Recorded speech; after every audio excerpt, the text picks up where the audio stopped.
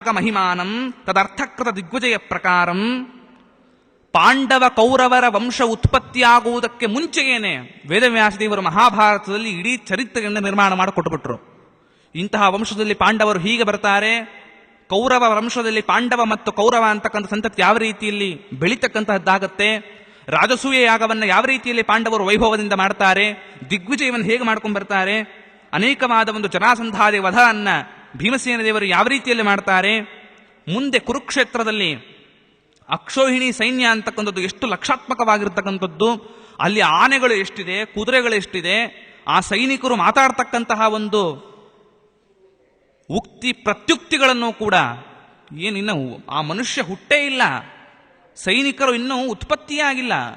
ಅದಕ್ಕೂ ಮುಂಚೆಯೇ ಸೈನಿಕರು ಯುದ್ಧದಲ್ಲಿ ಯಾವ ರೀತಿಯಲ್ಲಿ ಉಕ್ತಿ ಪ್ರತ್ಯುಕ್ತಿಯನ್ನು ಮಾಡ್ತಾರೆ ಅನ್ನೋದನ್ನ ವೇದವ್ಯಾಸದೇವರು ತಮ್ಮ ಸಾರ್ವಜ್ಞತೆಯಿಂದ ಬರೆದು ತೋರಿಸಿದರು.